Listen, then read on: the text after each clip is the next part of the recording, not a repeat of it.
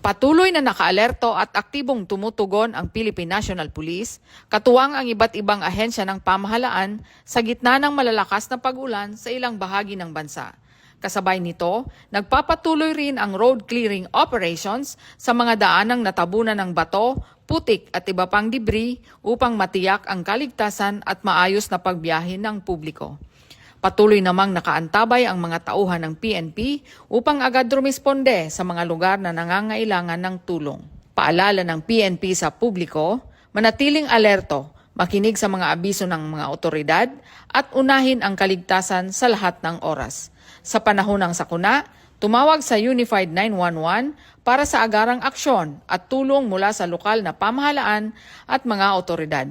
Alamin natin ang ilang updates mula kay Police Brigadier General Marvin Joe C. Saro, Acting Director, Directorate for Police Community Relations.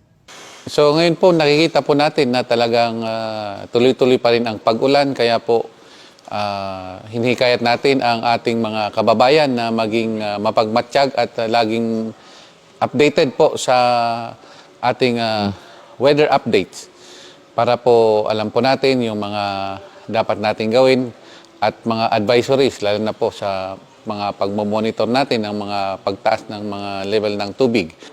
Sa kasalukuyan, ang deployment ng ating PNP ay aktibo, maagap at tuloy-tuloy sa ating disaster response posture mula sa pagbabantay sa ating mga evacuation centers at vital installations hanggang sa search and rescue, road clearing operations at iba pang emergency response.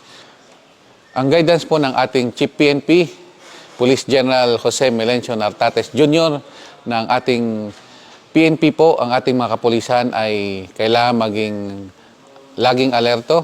Tayo po ay nasa heightened alert para po tulungan po ang ating mga kababayan, lalo na sa mga search and rescue operations at sa pagtugon at pagbabantay sa mga seguridad ng ating mga evacuation centers. And of course, para maiwasan natin ang mga looting at mga paglabag sa ating mga law and order. At ganoon din sa ating mga kapulisan na habang ginagawang ating tungkulin ay lagi pa rin din tayong mag-ingat at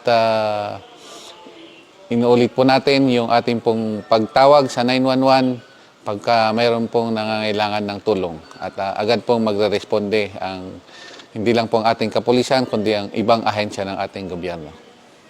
Mula dito sa PNP Command Center, ako po si Police Lieutenant Colonel Brenda O. Garcia para sa Police News Network. Alagad ng batas, tagataguyod ng balitang pulis. Bagong PNP para sa bagong Pilipinas. Serbisyong mabilis, tapat at nararamdaman.